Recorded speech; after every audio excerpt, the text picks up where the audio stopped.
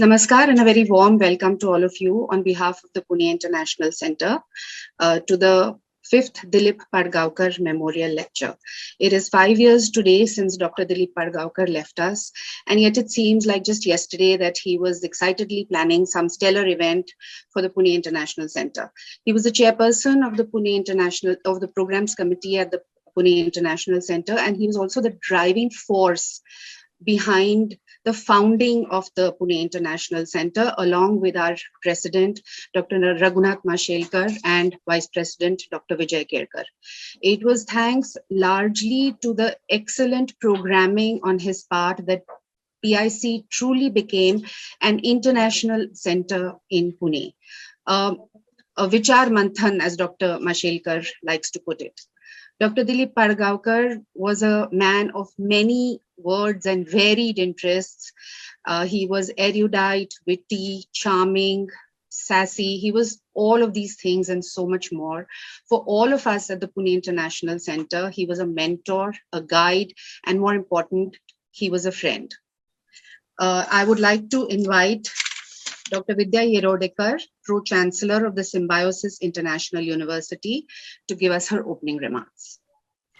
Thank you very much, Lisa. The chief guest for the Dileep Padgaonkar Memorial Lecture, Mr. Mahfuz Anam, our Chancellor, Dr. S.V. Muzumdar, sir, the Chairman and President of PIC, Dr. Raghunath Mashelkar, Latika Padgaonkar, my dear friend, and of course, Lisa, Dr. Rajni Gupte, the Vice Chancellor, members of PIC and staff and students who have joined in large numbers of the Symbiosis International University. Mr. Anam, we welcome you on behalf of PIC as well as Symbiosis International University. This university also celebrates its Golden Jubilee, I would say an extended Golden Jubilee year this year, and therefore this program is very important for us. Our founder and president, Dr. Muzumdar, is here to tell you the story of Symbiosis in his own words. But for me, Mr. Dileep Padgaonkar was, as very rightly said by Lisa, for all of us, he was a dear friend and of course a guide to me personally. He was a chair professor under the Faculty of Media and Communication of our university, and his knowledge was so vast that he did not restrict himself to teaching in our media schools, and we have 3 media schools, 2 in Pune and 1 in Bangalore, but it extended to institutions like the Symbiosis Institute of International Studies, where he would also speak about international relations, and surprisingly even at the Symbiosis School of Culinary Arts, because I think he was very passionate about culinary arts. And in fact, we used to have wonderful sessions with him at both personal and professional levels, and a lot of things in common that we would share, and Latika knows about it. We really miss him, but this is a day that I would say we celebrate in his memory, and we've been able to get very eminent people to address our students and other members on this day when we actually remember him and celebrate his memory. One of you, of course, that we have invited you, Mr. Mahfuz Anam, and the compare would give you more information about you. But from the country that you come from, we share a very close relationship. It's because of the students who have passed out, and who come in several numbers and join our university and go back and assume, very important positions, both at the government as well as, the corporate level. I still remember a boy called Mr. Tanveer Rahim, who was the president of our Symbiosis International Cultural Center. So we have a Symbiosis International Cultural Center comprising of students from different countries, and he used to be the president. And till date, he's in touch with us. He's doing phenomenally well for himself and his family. And I'm so glad there are thousands of such students who, we add to the human resource of your country. And therefore, we'll continue doing that. And it's nice to have you today to address our students and let our students know more about the country and, of course, about the subject that you're going to speak on. So with these few words, I welcome you once again. And I hope that, someday you will also find time to come personally to the Symbiosis International University and address our students. Thank you. Thank you. Thank you, Vidya. Dr. S.V. Muzumdar, founder and president of Symbiosis Society, is also a trustee at the Pune International Center. May I invite Dr. Muzumdar to give us his opening remarks. Thank you and namaste to all of you. Today's chief guest, Mr. Anam, Dr. Mashilkar, Dr. Vidya, Dr. Rajini Gupte, Latika Padgaonkar, and my dear students and faculty. Sir, on behalf of Symbiosis International University, I extend you very, very hearty welcome. Let me tell you something about the story of Symbiosis, so that you will come to know what is this Symbiosis, what is Symbiosis International Cultural Center, and Symbiosis International University. But when I was professor of botany at Ferguson College, I realized that thousands of foreign students from different countries, especially Afro-Asian countries, study in different colleges and institutions in Pune. There are a number of problems of getting admission to good colleges, accommodation in hostels, food. But more than these problems, especially students from Afro-Asian countries felt that Pune people not only humor them, but they also discriminate. They felt, and especially African students, that whereas Pune citizens welcome white students coming from France, America, England, Germany, we were neglected and discriminated. And being a professor myself in Ferguson College, I realized their problem. And I thought that if these foreign students have bitter experiences in Pune, what opinion they will take about Pune city or for that matter even for our country. And so we thought that if we help them when they are students in Pune, they will perhaps be our ambassadors of goodwill. And that is how we started a small organization called Symbiosis. It was Symbiosis International Cultural Center. Another facet of this issue was there was no dialogue between foreign and Indian students. And therefore it was necessary that foreign and Indian students should come together, they should understand each other, they should develop friendship, brotherhood. And that in order to realize this aim, we used to organize many cultural programs, folk dances, etc. etc. It so happened that after this cultural functions, again there was segregation between foreign and Indian students.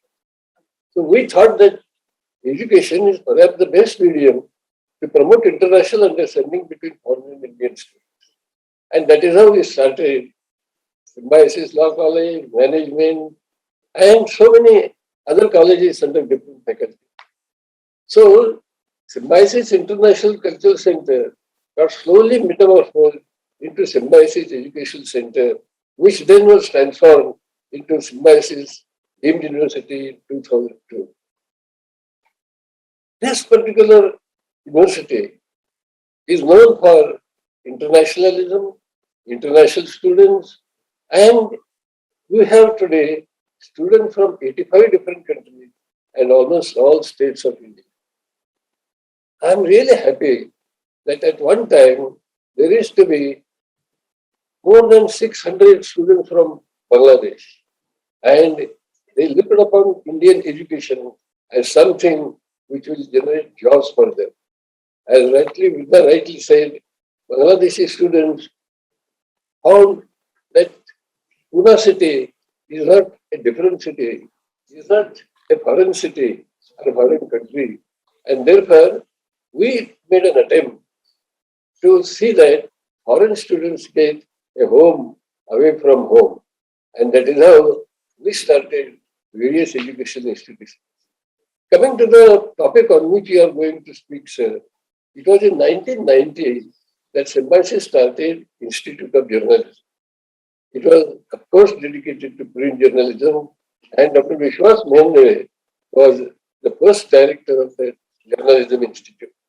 Pune was an ideal place for starting Institute of Journalism because Pune has so many reputed uh, newspapers like Kesari, like Tarun Bharat, like Maharashtra Times, Lok Satta, etc., etc.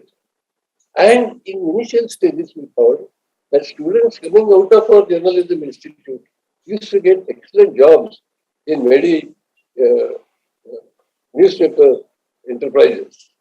But I must tell you one thing, that over a period of time, we felt that journalism is slowly becoming, what should I say, less popular among the students. And therefore, we changed the name of Symbiosis Institute of Journalism to Symbiosis Institute of Mass Communication. And later on, we realized that it is not only enough to call it Institute of Mass Communication, but now we call it Institute, Symbiosis Institute of Media and Communication. So this evolution from Institute of Journalism to Institute of Mass Communication and now to Symbiosis Institute of Media and Communication, which is of course headed by Dr. Jaggi. This is a transition that I have seen myself. As you rightly said, you have chosen a very important and pertinent topic, social media versus traditional journalism.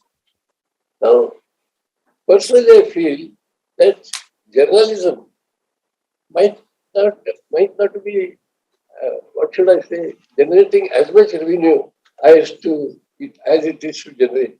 It may not get adequate advertisement as social media gets, but still, I feel that reliability is definitely more in print journalism or traditional journalism than, what should I say, social media. Very often it is the social media which are responsible for creating problems. They are creating agitations and without any specific evidence. Facebook, Twitter, and all these social media, they have lost their credibility, they have lost their reliability, and therefore I am sure that people will more and more people will surely believe in print journalism, newspapers, magazines, because they project a balance sheet. Especially, I like the Sunday editions of many newspapers. They are full of wonderful, beautiful articles which are instructive, which are interesting, and I feel that print journalism or traditional journalism, as we call it, has great future. For some time, the social media may become popular, especially among youth, but traditional journalism or newspapers, magazines, they have a great future. I'm really happy that you have come to PIC and to the Symbiosis International University joint function. Speaking about Dileep Padgaonkar, he was student of Ferguson College, where I was a professor of botany. And I knew him for a long time. But more than professional relationship, or I thought I should say, expertise, relationships of expertise in media communication, I had very personal relationships with him. And very often we used to sit together, chat together, and he had typical uh, view of bringing people, ordinary people, to be in limelight. I remember Dr. Dileep Padgaonkar and Abhay Vaid, who is now the Director General of PIC, they had started a very interesting project. Perhaps Abhay will tell us more about it. And both of them did a wonderful job in rural journalism. What are the problems faced by rural journalism? And I'm sorry that as far as national or city newspapers are concerned, events that occur in rural India in rural Maharashtra find very little space, and therefore it is necessary that in order to make traditional journalism more and more popular, more and more meaningful and purposeful, we should focus on rural India rather than on urban India. With these few words, I once again welcome you. Thank you for accepting our invitation, and I wish this particular function a great success. Thank you. Thank you, Dr. Muzumdar. Dr. Raghunath Mashelkar, scientist, India's innovation man, and also president of the Pune International Center, is presiding over today's event. May I request you, Dr. Mashelkar, to share your reviews with us? Thank you. Thank you very much. Our most beloved, our most revered Dada, Dr. S.B. Muzumdar, Dr. Vidya Erodekar, Dr. Rajni Gupte, Dr. Latika Padgaonkar, and I can see Padgaonkar family is also present. I saw Nikhil being present, and I'm sure there are other members. All of you, your presence means something very special to us, just as this lecture is very, very special to you. And our beloved honored speaker of the day, Mr. Mahfouz Anam Saab. Want to extend a very hearty, very warm welcome to you all for this fifth Dileep Padgaonkar Memorial Lecture. This is the fifth lecture. I can't still believe that Dileep is no more with us. This is the day we pay homage to him by remembering what he left for us, his values. The Pune International Center, he was one of the founders, not only in terms of the idea, but having laid the foundation, making it strong as chairman of the program committee. In fact, he was our mentor, he was our guide, he was our conscience keeper, by the way. Whenever there were challenges, I still remember there are occasions where he has corrected us. So we remember him on this day, and he always used to remind us, Anam Saab, that Pune International Center does not mean a local Pune center. Pune International Center is international center in Pune, right? And this international character we have built over a period of time. For example, as was mentioned a little earlier, this is a world-class policy research center that we have, a thought leader in India today, but also spreading its wing internationally. Like we have this Asia Economic Dialogue. You know, people are now talking about it as a sort of a great forum, a great platform, which might equal the World Economic Forum or the other such sort of fora. So we have progressed on that. The Ambassador Speaks series, about which Vidya just talked, this is all actually internationalization. And today, this memorial lecture being given by an iconic international speaker, I think takes it even forward. So I want to emphasize this international character. We have had very eminent speakers in the past, and I'll just refer to them.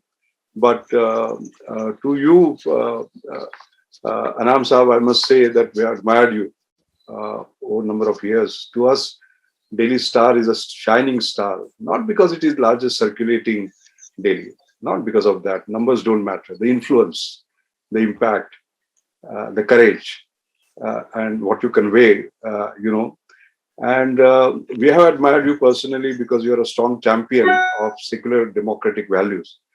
In fact, we look at you as profile in courage, an exemplar in courageous journalism, just as Dileep was. In fact, there is so much of similarity between what you are and what Dileep was. I must sort of point out here that the previous speakers included, as you must have known, and all of them you must be knowing, Rajdeep Sardesai, Shekhar Gupta, Sainath, the Magsaysay Award winner, and Karan Thapar. And very interestingly, this morning I was just looking through, And I found the very first lecture, Anam Sahib, was given by Rajdeep Sardesai. You know what was the topic? The topic was responsibilities of the conventional media in the age of proliferation of social media. Isn't it great that your lecture today is on social media versus traditional journalism? I think great minds think alike, and these are issues of the day, as Dada correctly sort of pointed out. So thank you very much again. We are very, very grateful to you for accepting our invitation and being with us. And we look for an enlightening next hour. Thank you so much. Thank you, Dr. Mashelkar. I would now like to introduce to you all our honored speaker for today, Mr. Mahfouz Anam. Anam Saab is a very renowned international journalist from Bangladesh. He serves as editor and publisher of the Daily Star, one of Bangladesh's largest circulating English language newspapers. After working in the United Nations for 14 years, he co-founded the newspaper with Mr. Syed Muhammad Ali in 1991 during Bangladesh's democratic transition. Mr. Anam is a prominent pro-democracy advocate. Between 1977 and 1990, he worked for UNESCO as a media officer and spokesman. He has been posted in Paris, New York, and Bangkok. Mr. Anam is also a managing director and CEO of Media World, the owner of the Daily. He is regularly invited to speak in regional and international fora on governance, human rights, press freedom, and related issues. He is affiliated with many prominent organizations like Bangladesh Freedom Foundation, Transparency International Foundation, Asian News Network, and International Press Institute. It is my honor to invite Mr. Anam to give us his speech today.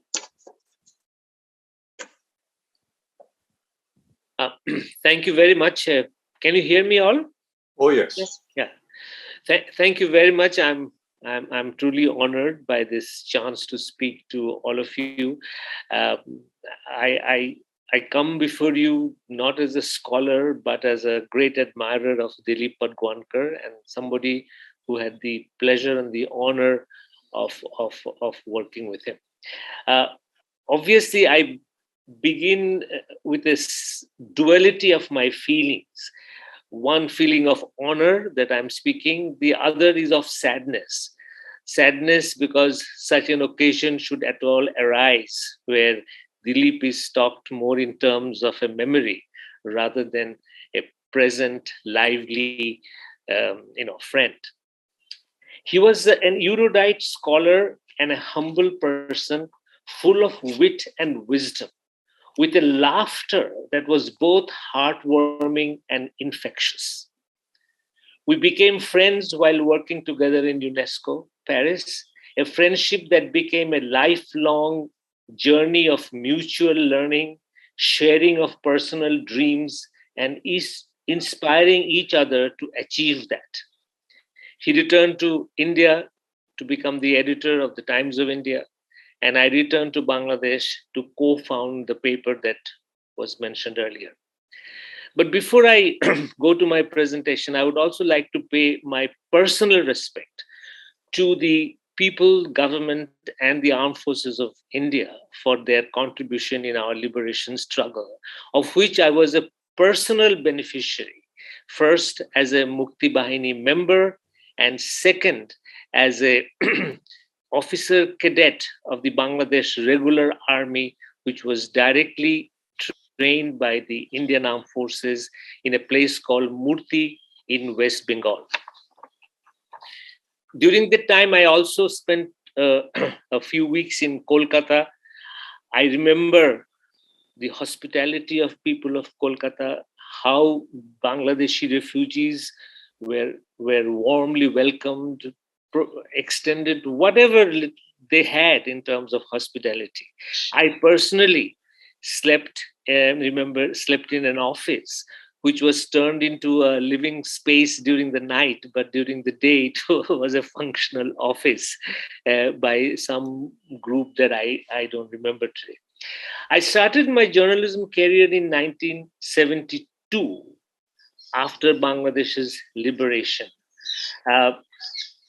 to say that at that time, the world of the media consisted of the radio, television, newspapers, with the news agencies playing an in-between but a vital agenda-setting role. It would be an understatement to say that media scene now is completely different.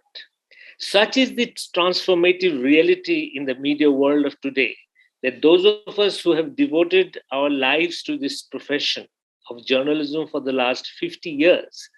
By the way, 1972 is when I started as a journalist. So it is the 49th year of my journalism.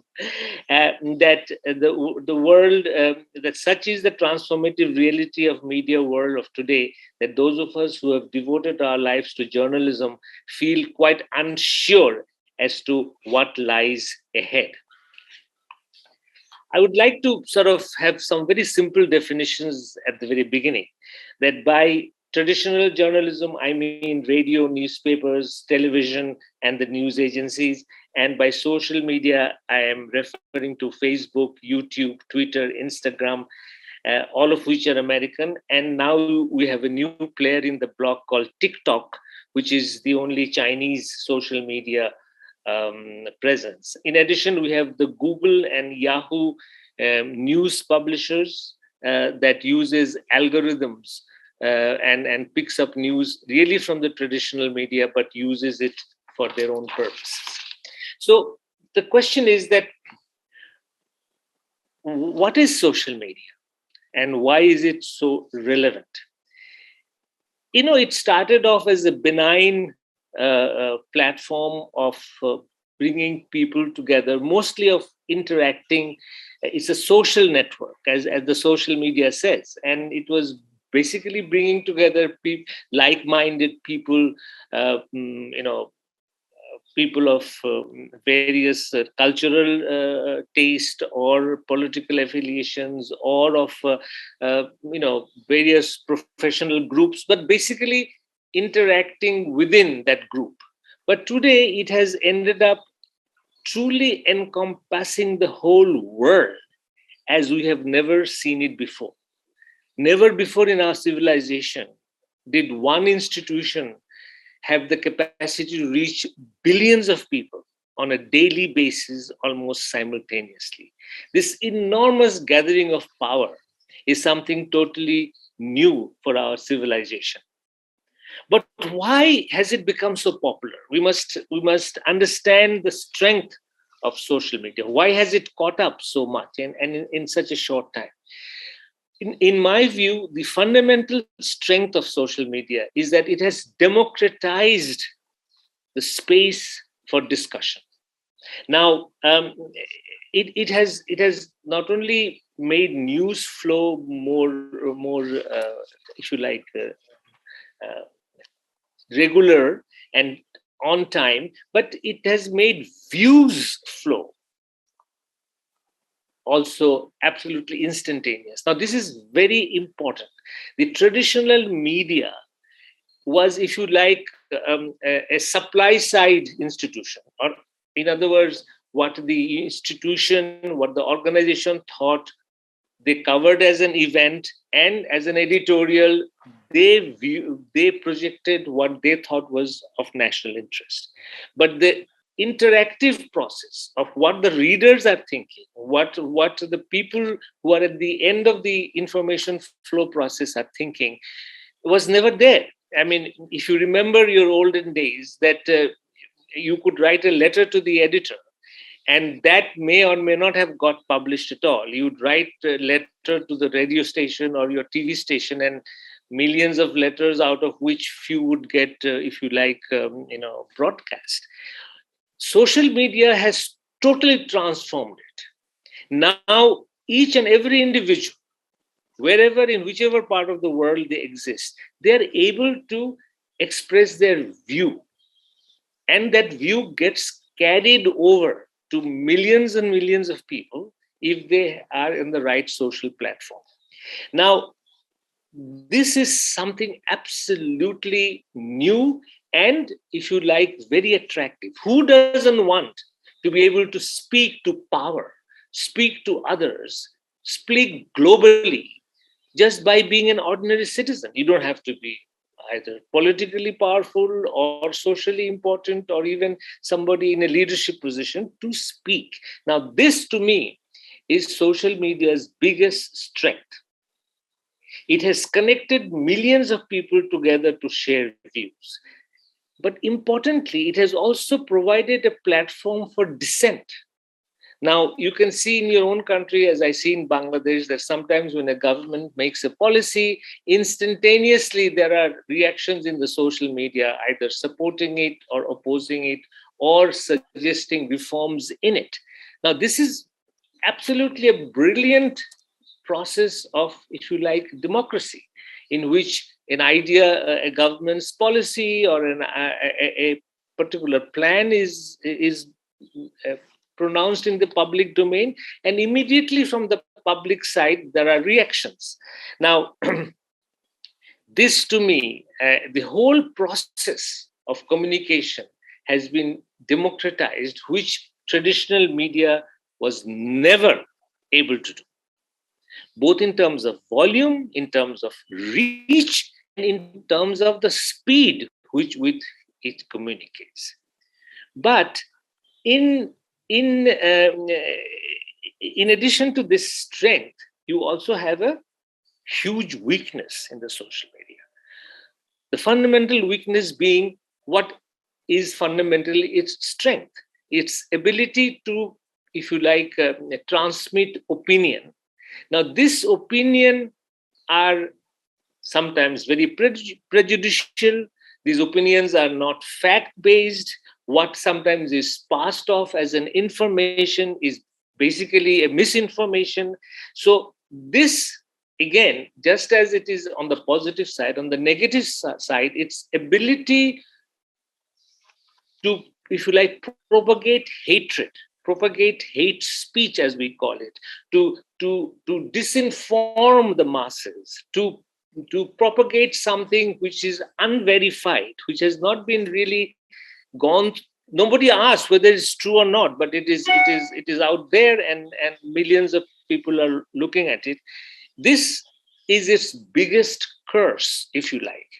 And it is of particular relevance to those of us in South Asia who suffer from our perennial, if you like, tragic legacy of communal conflict.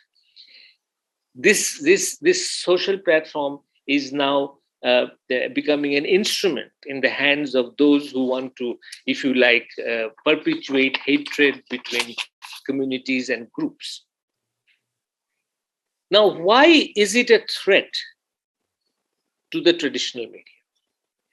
Now, in the traditional media, we had developed a world of, at least we tried to develop a world of fact-based information.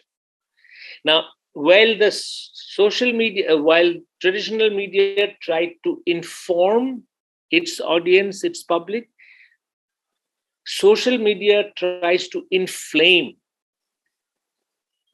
its audience. In other words, it goes for sensational stories, unverified stories, whatever attracts the public attention, they go for it. Now, as you know, that in our real life, sometimes, a lie or a sensational information is far more, if you like, viral than a plain truth. This happens in our lives all the time. Now, so the traditional media built, if you like, a world which was full of verified information, curated information, information that had at least multiple sources to it, and also an editorial control, which determined that sometimes some inflammatory information, which would cause tension in the society, was not published, was, if you like, censored in a sense. And again, this is a particular experience of South Asia where, a news about a communal conflict in a certain small area was not published in the mainstream media fearing that it might spread the news, spread the similar violence in other places. So this editorial control and this verified information structure is now totally, in a sense, dismantled by social media. And this is where I would like to say that the traditional media feels is being threatened, and not only as an institution, but also as a set of values. That information that is only valid and verified to be true is to be distributed. Prejudice will not be distributed. Unverified information will not be distributed. This was the pattern of the traditional media, and it served the society well. But as I said, the social media, on the other hand, democratizes the whole process. And like one of the weaknesses of democracy is that everybody gets to participate, including the misinformed, including the biased person, including the prejudiced person, and including the motivated person who actually wants social unrest. Now, here I would like to refer to something which we all know, but perhaps we do not remember it that often. That constitution of every democratic country protects two institutions, or if you like, two professions through an article of the Constitution. And these two institutions are, one is the judiciary. Judiciary is given a special protection in the Constitution of every democratic country, and we know the reason why. The other institution that is given protection is the press. Now you can enlarge it and call it the media. Now, why, we may ask, of all the professions in the country, the engineers, the doctors, the lawyers, the plethora of other professions, why has the founders of each of our countries, the writers of our constitution, why did they think that it was necessary, it was wise to protect the press? Because experience showed that press served democracy. Press served to keep power in check. The press served to, if you like, promote public good vis-a-vis the private good. So this was the world that the Constitution accepted and protected. The world of verified information, world of public good versus private interest, the world of, of democratic values rather than of coterie values. Now, this institution, the Constitution protects. Now, suddenly comes the social media that dismantles this whole edifice of what information should constitute of. And they are also being protected by the same Constitution, because freedom of speech, freedom of expression is protected in general, and the social media is a part of freedom of expression.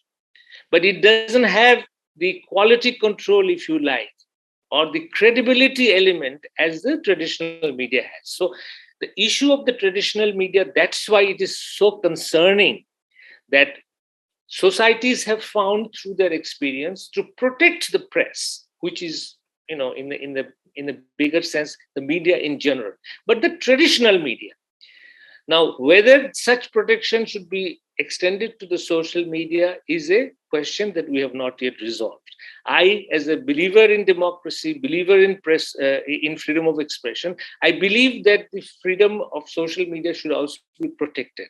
But how to eliminate its danger and only keep its positive elements is something that we have not yet determined, and it's an ongoing debate.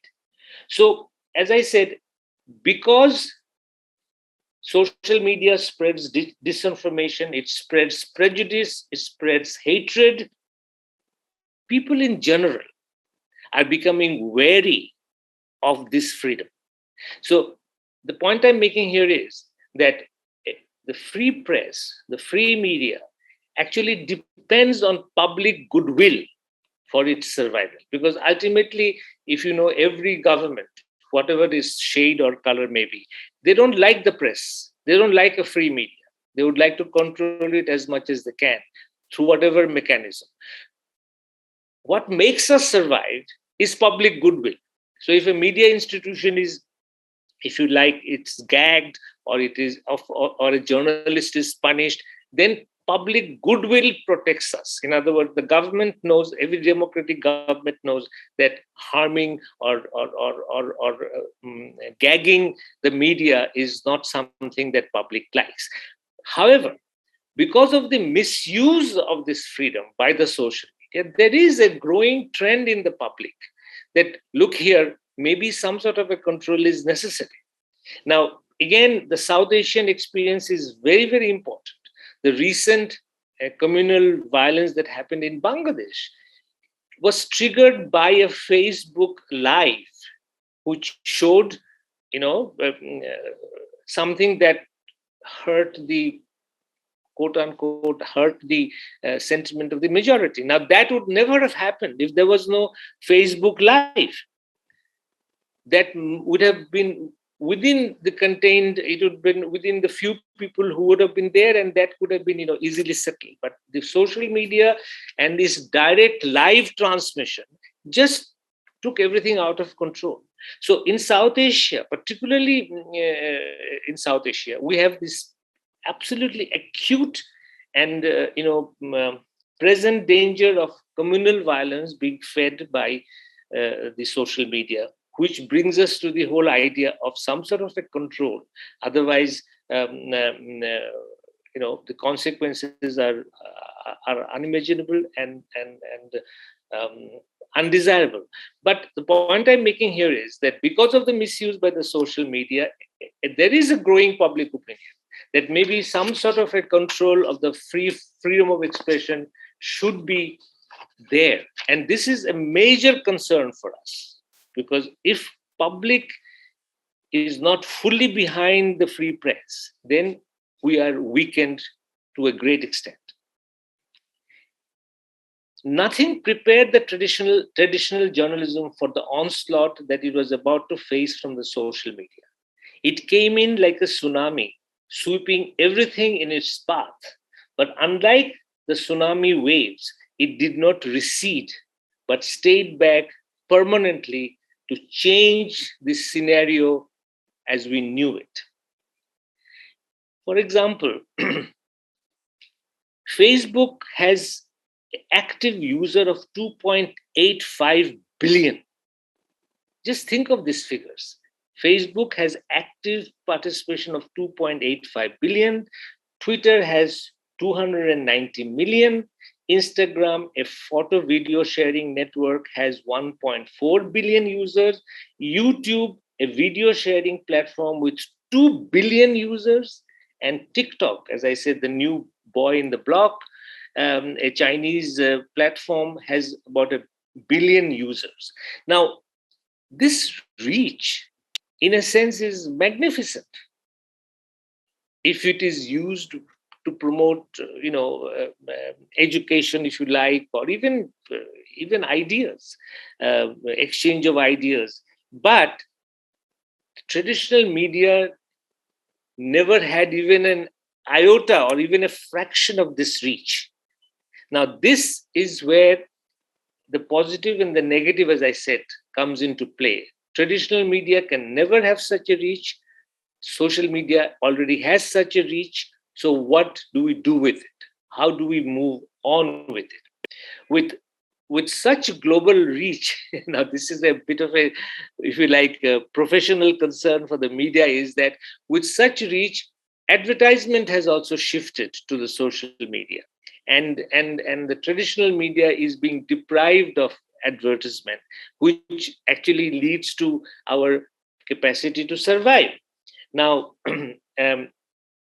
by the end of 2020, digital advertisement accounted for 52% of the global advertisement revenue. So, as you can see, it's a massive shift in advertisement support on which the traditional media depends. Now, but discussing the traditional media's own weaknesses and strengths, I would like to point out that over the years, and this is a strong belief that I hold, that over the years, traditional media, particularly newspapers and television, became over dependent on advertisement. Now, what began, if you like, in the beginning, what began as an institution to promote public good with a modicum of profit has transformed itself into a profit machine with a modicum of public good. This transformation has happened within, if you like, our watch, and this has greatly disillusioned the readers of newspapers and the viewers of television. The more and more advertisement dependent we have become, more and more advertisement proliferated our newspapers have become, more and more our loyalty shifted from the readers to the advertisers.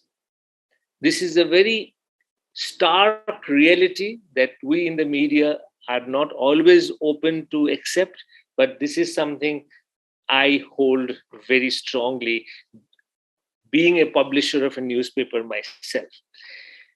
So, how do we then move forward? Now, ideally speaking, the strength of the social media and the strength of traditional media, if we could combine it, is the ideal scenario. Social media with its reach, social media with its ability to interact is something that traditional media would not have done, cannot do, and therefore a combination of both is the ideal solution. Here, I forgot to mention one thing, that the social media's ability to interact, the term we use is engagement. Now, something is published in a social media, there is instant public reaction, then you could also respond to the reaction, and then there is a further reaction. This engagement, if you like, this exchange, interactiveness is something that traditional media could never provide. Now, television sometimes goes out with its camera and asks public for their views on this and that issue, but it is never interactive like the social media is. So in addition to democratizing the space of the media, the social media also provides this engagement aspect, which the traditional media desperately fails to do. So way forward would be, I would say, that traditional media, must become much more democratic institution, meaning that our habit of being editorially driven will have to be, if you like, substantiated or added to with a view of readers' engagement. How do we take the readers more into consideration? This is a big challenge for newspapers, also a challenge for television. Now, we have to go there somehow. All of the traditional media now have our digital platforms. Now, digital platforms provides us with that opportunity. So the future, as I see it, will be as follows, that every traditional media house will, I'm talking about particularly newspapers, that they say a newspaper like the Daily Star, we will have our print edition and we'll have our digital edition. The digital edition will be far more interactive. It is far more, if you like, newsy. And the print edition will be far more view-based. So the print edition will be views paper and its digital version will be the newspaper, in where we'll be able to accommodate all sorts of news. We'll be able to interact with all our readers, with our viewers. So this combination of the digital presence and the print presence is the ideal for the future.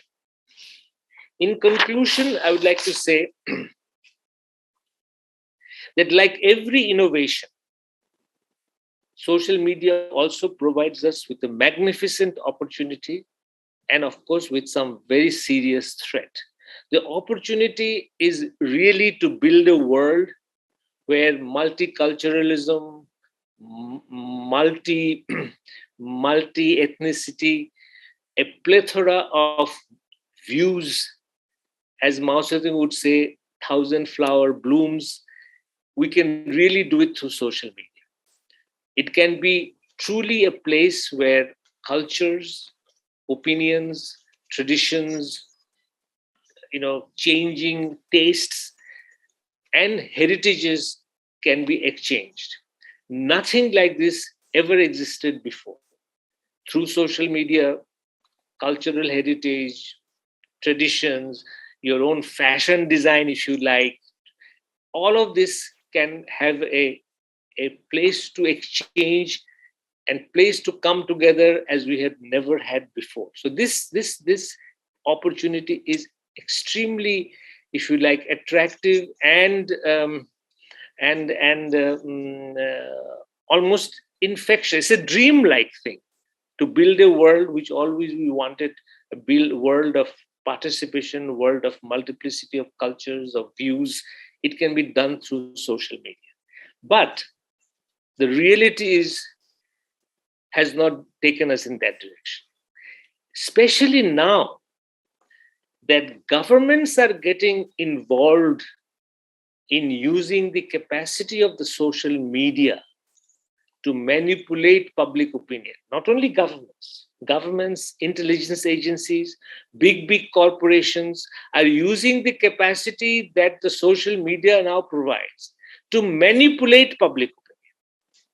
We have seen in the Cambridge Analytica example of Trump's election, of how social media, how algorithms were used to manipulate voters' preference. Now, this is a reality that's not going to go away. And with governments becoming more and more powerful, more and more, if you like, technologically savvy, I feel an imminent threat of public opinion being manipulated.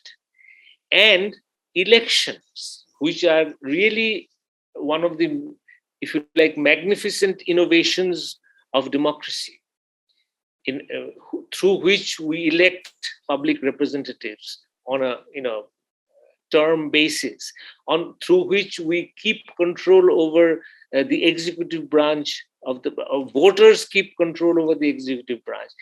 These are now facing real threats through governments and big corporations' ability to use the capacity of the social media to manipulate. This, to me, is the threat which we live with, and this is a real challenge to the traditional media. I hope that we are able to move towards, as I said, a joint future where social media's good sides and the traditional media's virtues become combined to build a better world. But as of today, I see more of it as a threat, and that's why in my talk I titled it as Existential Tussle. Thank you very much for giving me this opportunity to speak to you, all of you. I hope I made some sense. Thank you so much, Mr. Anam, for throwing light on this very intriguing subject and this tussle between social media and true journalism. Thank you so much. With this, I'm going to request Dr. Latika Padgaonkar to give us her vote of thanks. Thank you, Lisa. Dr. Mashirkar, Dr. Muzumdar, Dr. Vidya Rodekar, and everyone attending today's session of the Dileep Padgaonkar Memorial Lecture. My warm greetings to all of you. For a start, I think I must confess that I was somewhat surprised, and I dare say I even wavered a bit when I was requested to give the vote of thanks today. I had not expected it. And I'm all the more touched by the kind of generous words which have been showered on Dileep. But thanks are certainly in order to Symbiosis and its founder president, Dr. Muzumdar, and its pro-chancellor, Dr. Vidyarodekar, and to Dr. Mashirkar, president of the Pune International Center. Thank you to all of you for giving your time and coming together today on this platform. Needless to say, my most sincere and my most heartfelt thanks to Mr. Mahfouz Anam, editor-publisher of the Daily Star, for having so graciously, so spontaneously agreed to speak today. The setting up of the Dileep Padgaonkar Memorial Lecture 5 years ago was very meaningful to me. We have had an excellent array of speakers, and each one of these talks has been thoughtful, provocative, entertaining, absorbing, as has been your talk today, Mr. Anand. To explore and to analyze the existential tussle, as you rightly call it, that traditional media faces today, is also, in my view, to try and understand not just its strengths and weaknesses, but the paradoxes that are inherent in this struggle. And the relentless advance of technology, the way I view it, was I began to wonder whether the future can fit into the containers of the past. The future, the widespread news can fit into the container of what was earlier a newspaper, and whether yesterday's container, which is a newspaper, fits into the exacting demands that people expect of a new technology. But then you have given an idea, one idea among others that may spring up, which is a print edition and a digital edition. Then there's the idea of the verification platforms. Then there is artificial intelligence. So the field is quite open. At the same time, it's most multifarious and extremely complex. So in the circumstances, I think, in which the world finds it today, this complexity is just getting deeper and deeper and has a very strong ethical side, which we don't always talk about. And yet somehow I cannot let go of one wonderful sentence that I read by Arthur Miller.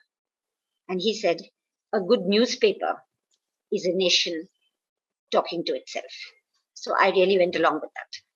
A word of thanks also to the entire Symbiosis team of Vichi Jaggi, Madhav Kondamgire, and the Pune International team of Abhay Vaidya, Kiran Pardeshi, and Lisa Pingle, who joined hands to put this program together.